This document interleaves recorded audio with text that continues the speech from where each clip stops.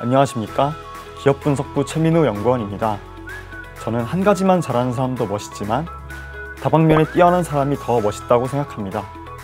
오늘은 다방면에 뛰어난 기업, 못하는 게 없는 매력 부자 포스코 인터내셔널에 대해 소개해드리고자 합니다. 이어서 포스코 인터내셔널의 사명 변경의 역사를 말씀드리겠습니다. 포스코 인터내셔널의 경우 1967년 대우 실업으로 설립되었고 이후 우리나라의 수출 무역 증진과 또 대한민국 경제 발전을 이끌어 왔습니다.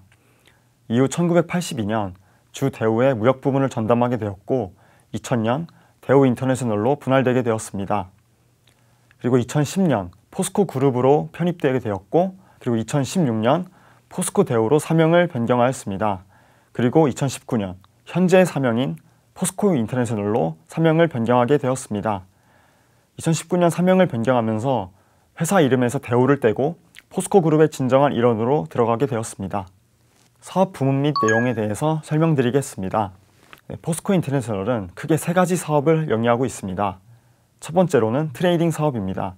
트레이딩 사업의 경우 철강제, 화학, 식량, 자동차 부품 등 다양한 제품을 영위해 왔습니다.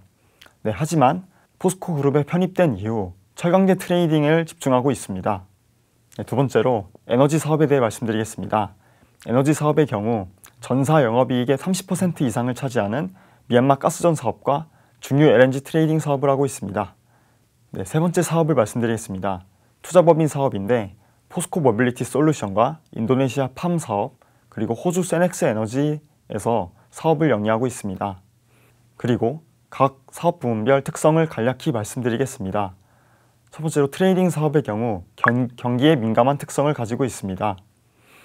두 번째로 에너지 사업의 경우 미얀마 가스전의 경우 판매 단가가 국제 유가와 미국 생산자 물가지수와 소비자 물가지수에 연동되는 특성을 가지고 있습니다. 그리고 투자법인의 경우 주요 사업들이 경기에 민감하고 또 원자재 시장에 민감한 특성을 가지고 있습니다. 다음으로 철강제 트레이딩에 대해서 말씀드리겠습니다. 포스코 인터내셔널이 하는 철강제 트레이딩 추이 그래프를 가져왔습니다. 2009년부터의 추이인데 꾸준히 우상향하는 흐름을 확인할 수 있습니다. 이는 2010년 포스코 그룹에 편입된 이후 포스코 철강 유통 채널이 포스코 인터내셔널로 일원화되면서 포스코 인터내셔널이 취급하는 포스코 그룹의 철강제 물량이 늘어났기 때문입니다. 그리고 다음으로 전사 실적의 핵심인 미얀마 가스전 사업에 대해 말씀드리겠습니다. 미얀마 가스전 사업은 미얀마 해상에서 천연가스를 생산해 파이프라인을 통해 중국으로 보낸 뒤 중국에 판매하는 사업입니다. 이 계약은 중국과 계약이 맺어져 있는데 1일 5억 입방피트 이상을 최소한으로 가져가야 하는 계약입니다. 따라서 여기서 중요한 것은 가스를 판매하는 판매 단가입니다. 그리고 판매 단가는 앞서 말씀드렸듯이 국제 유가와 밀접한 연관성을 가지고 있습니다. 왼쪽의 차트를 보시면 포스코 인터내셔널의 주가와 국제 유가의 흐름을 확인할 수 있습니다. 두 흐름이 비슷한 흐름을 나타내는 것을 확인할 수 있습니다. 다음으로 포스코 인터내셔널의 사업부별 영업이익 비중을 그려봤습니다. 2012년의 경우 포스코 그룹에 편입된 지 얼마 안 된 해입니다. 따라서 트레이딩의 영업이익 비중이 상당히 높은 것을 확인할 수 있습니다. 하지만 올해 상반기 기준으로 영업이익 비중을 살펴보면 앞서 말씀드린 세 사업부의 영업이익 비중이 고른 분포를 나타내는 걸 확인할 수 있습니다. 그리고 내년 1월 1일 그룹사 중 하나인 포스코 에너지와의 합병이 예정되어 있습니다. 포스코 에너지와의 합병을 가정해 올해 상반기 기준 영업이익 비중을 살펴보면 에너지 사업 부분의 영업이익 비중이 약 50%로 올라오는 모습을 확인할 수 있습니다.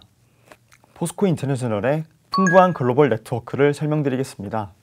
포스코 인터내셔널의 경우 50년간 과거부터 해온 트레이딩 사업의 강점이 있습니다. 트레이딩 사업을 해오며 많은 해외 지역에서 해외 법인을 설립하게 되었고 이는 포스코 인터내셔널의 해외 사업의 강점을 갖게 하는 풍부한 글로벌 네트워크로 연결되었습니다. 다음으로 포스코 에너지와의 내년 1월 1일 예정된 합병 일정을 설명드리겠습니다. 포스코 인터내셔널과 포스코 에너지는 올해 8월 합병을 발표했습니다. 그리고 내년 1월 1일 합병이 예정되어 있는데 올해 11월 예정된 반대매수 청구권 행사가 예상만큼 많이 이뤄지지 않는다면 합병은 1월 1일 순조롭게 진행될 예정입니다. 합병을 통해 LNG 사업의 확장과 또 강화를 목표하고 있습니다. 합병 이후 기대되는 LNG 사업의 강화를 설명드리겠습니다. 두 기업이 합병을 통해 LNG 밸류체인의 확장을 목표로 하고 있는데, 포스코 인터내셔널의 경우 LNG 밸류체인상 앞단에 해당하는 가스전 생산, 또 중간 단계에 해당하는 LNG 트레이딩 사업을 영위하고 있습니다. 그리고 포스코 에너지의 경우 중간 단계에 해당하는 포스코 LNG 터미널 사업과 또 끝단에 해당하는 LNG 발전 사업을 영위하고 있습니다. 두 기업이 합병을 통해 LNG 밸류체인이 연결되고 강화될 전망입니다. 따라서 그룹사에서 추진하는 에너지 사업의 강화와 또 LNG 사업에서 두 기업이 합병을 통해 시너지가 발생할 것으로 예상하고 있습니다. 두 기업의 합병을 통해 예상되는 LNG 사업의 가시화되는 것을 설명드리겠습니다. 첫 번째로 가시화되는 부분은 LNG 터미널 사업입니다. 포스코 에너지의 경우 현재 광양에 LNG 탱크 5기를 보유하고 있습니다.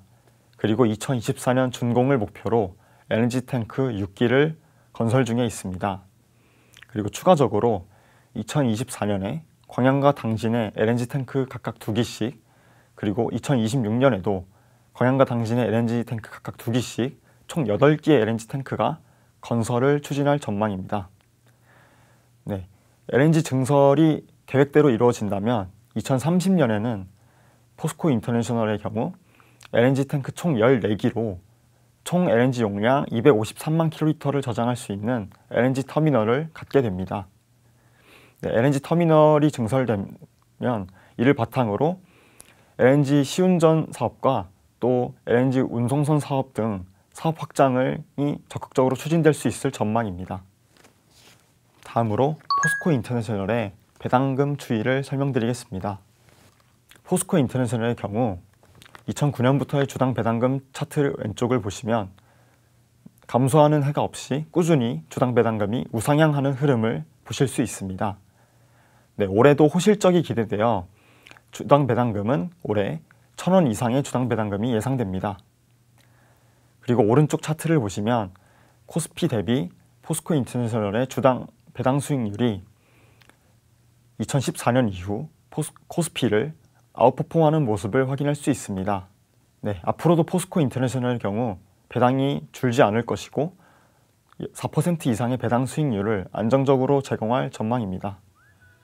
지금까지 포스코 인터내셔널 기업에 대해 소개해드렸습니다. 포스코 에너지와의 내년 1월 1일 합병을 통해 에너지 사업을 강화하고 또 에너지 기업으로서 앞으로의 도약이 더욱 기대되는 기업입니다. 에너지 기업으로서 포지셔닝할 포스코 인터내셔널을 앞으로도 기대해주세요. 감사합니다.